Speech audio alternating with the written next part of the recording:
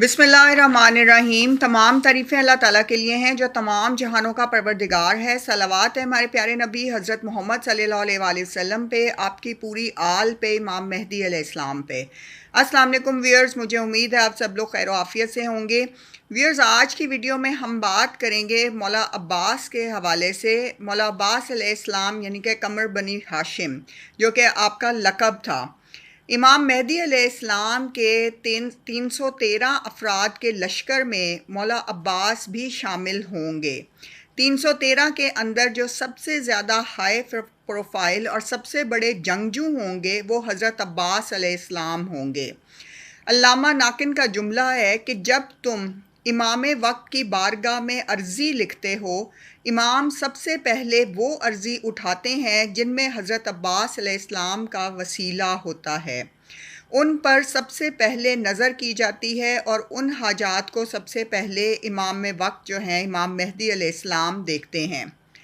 علامہ ناکن نے فرمایا، ایک اور جگہ پہ آپ تحریر کرتے ہیں، حضرت عباس کو شاہکار دو ہستیوں نے بنایا، ایک جناب الام البنین علیہ السلام نے اور ایک مولا کائنات امام علی علیہ السلام نے۔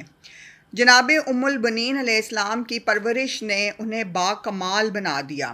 کربلا میں جو حضرت عباس علیہ السلام تھے وہ حضرت ام البنین کی پرورش جو ہے انہوں نے دکھائی۔ ابھی ہم نے حضرت عباس وہ دیکھنے ہیں کہ جنہیں مولا علی علیہ السلام نے پالا ہے، جن کے ہاتھ میں زور حیدری ہے اور جو کہ امام وقت کے ساتھ آئیں گے۔ صفین میں اگر ہم دیکھیں، جنگ صفین میں حضرت عباس علیہ السلام 13 سال کی عمر میں جو ہے آپ شامل ہوئے اور لوگوں کو شاید یہ گمان ہو گیا کہ شاید مولا علی علیہ السلام آ گئے ہیں۔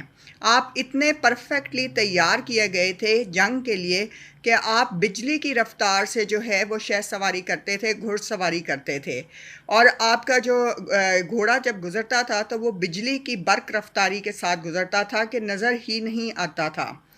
یہ تھی مولا علی علیہ السلام کی خاص الخاص ٹریننگ کہ انہوں نے اس وقت حضرت عباس علیہ السلام کو بچپن سے ایسا شاہ سوار بنایا کہ جس کا کوئی مقابلہ نہ کر سکے اور جو کہ انتہائی بہادر، جرأت مند اور باکمال تھے۔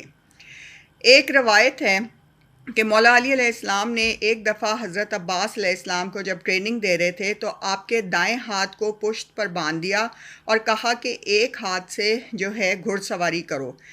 جناب الام البنین نے فرمایا کہ یہ کیسے چلا سکتے ہیں، لیکن مولا عباس نے گھوڑا دوڑایا اور وہ کامیاب ہوئے۔ جب وہ واپس آئے تو مولا علی نے آپ کا ماتھا چوما اور پھر انہوں نے آپ کے دونوں ہاتھوں کو بیک سائیڈ پر یعنی کہ پشت پر باندھ دیا اور پھر آپ کو گھوڑے پر چڑھایا اور کہا کہ اب پھر دوڑاؤ۔ اس پہ بھی جناب الام البنین حیران رہ گئی اور ان کی آنکھوں میں آنسو آ گئے کہ وہ اپنا بیلنس کیسے مینٹین رکھیں گے۔ لیکن سلام ہے مولا عباس علیہ السلام پہ کہ آپ نے پھر انتہائی بہادری سے جو ہے گھڑ سواری کی اور آپ خیریت سے واپس آئے۔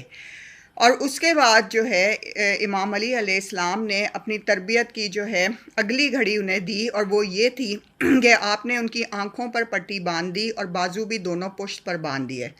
اب آپ یہ دیکھیں کہ مولا علی علیہ السلام نے اپنی زندگی میں ان کو وہ ٹریننگ دے دی، وہ شہ سواری اور وہ گھڑ سواری سکھا دی، وہ شاہ سوار بننا سکھا دیا جو کہ پھر میدان کربلا میں پوری دنیا نے دیکھا۔ اور یہ سب جب میدان کربلا میں ہوا تو مولا عباس علیہ السلام کو جو ہے بے مثال شہادت نصیب ہوئی، اور آپ کی جو شاہ سواری تھی وہ اس لحاظ سے بہت بہترین تھی کہ اگر آپ کو جنگ کی اجازت ملتی تو شاید میدان میں کوئی ایک بھی جو ہے وہ زندہ بچا نہ رہتا اور فوج اشکیہ جو ہے پوری طور پر تباہ اور برباد ہو جاتی۔ مولا نے حضرت عباس علیہ السلام نے امام حسین علیہ السلام سے کربلا میں بہت دفعہ جنگ کی اجازت مانگی اور آپ کو جنگ کی اجازت نہیں ملی، لیکن یہ کہ آپ کو صرف بچوں کے لیے پانی لانے کی اجازت دی گئی۔ لڑنے کی اجازت امام حسین نے نہیں دی کیونکہ امام جانتے تھے کہ اگر حضرت عباس لڑنے پر آ گئے تو پھر فوج اشکیہ کا کوئی شخص بھی زندہ نہیں بچے گا۔ مولا عباس علیہ السلام کی شہادت پر لاکھوں جانیں فدا۔ آپ لشکر کے جو ہے شاہ سوار تھے، آپ لشکر کے سالار تھے، قمر بن ہاشم اور مولا امام حسین کے جان نثار بھائی۔ آپ جیسا وجی، بہادر، خوبصورت اور بے مثال جنگجو کوئی نہ تھا آپ ہاشمی خاندان کے بے مثال چشم و چراغ تھے جو کہ آپ نے کربلا میں جام شہادت نوش کیا۔ جس گھر میں مولا عباس علیہ السلام کا آج بھی علم رکھا ہو یا لگا ہو، اس چھت کے نیچے ویئرز بے ادبی کبھی نہیں ہونی چاہیے۔ کوشش کریں کہ کسی بھی شخص کی بے ادبی اس گھر میں نہ ہو، کبھی بھی کسی دوسرے کی بھی بے ادبی نہ ہو اور باہر سے آنے والے کی بھی نہیں، کیونکہ علم جو ہے وہ نشانی ہے کہ مولا عباس علیہ السلام کے وجود میں بے حد ادب اور اطاعت تھی۔ اس گھر میں ادب اور اطاعت والے لوگ ہونے چاہیے جو کہ دوسروں کو بھی عزت دینا اور آپس میں گفتگو عزت سے کرنا جانتے ہوں۔ مولا عباس کا پورا خاندان ننہال جو آپ کا تھا وہ انتہائی شجاع تھا۔ مولا علی علیہ السلام نے حضرت عباس کو پالا اور آپ کے بھائی حضرت عقیل نے حضرت مسلم بن عقیل کو پالا، یعنی کہ حضرت مسلم کو پالا، اور یہی دو بے مثال اور شجاع جو ہیں وہ مولا امام حسین کی نصرت کے لیے اللہ کی طرف سے مقرر اور سلیکٹ ہوئے تھے۔ دونوں کو مولا حسین کی کربلا میں نصرت کے لیے پالا گیا اور دونوں باب الحوائج بنے۔ امام حسین کا ناصر جو ہے وہ باب الحوائج ہوتا ہے، یعنی حاجات کی قبولیت کا دروازہ بنتا ہے۔ سبحان اللہ۔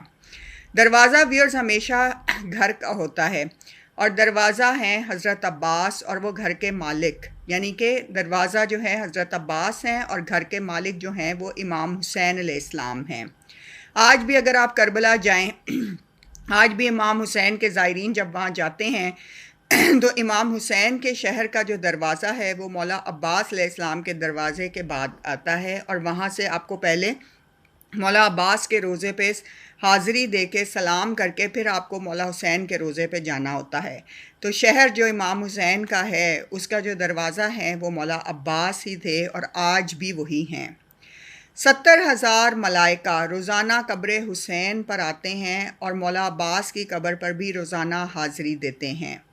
مولا علی علیہ السلام کی تلوار جو ہے ویورز، اس کے متعلق کہا جاتا ہے کہ مولا علی علیہ السلام کی تلوار 7ویں پشت میں بھی اگر کوئی مومن ہوتا تھا تو وہ گلا چھوڑ دیتی تھی اور اس کو دشمن کو مارتی نہیں تھی۔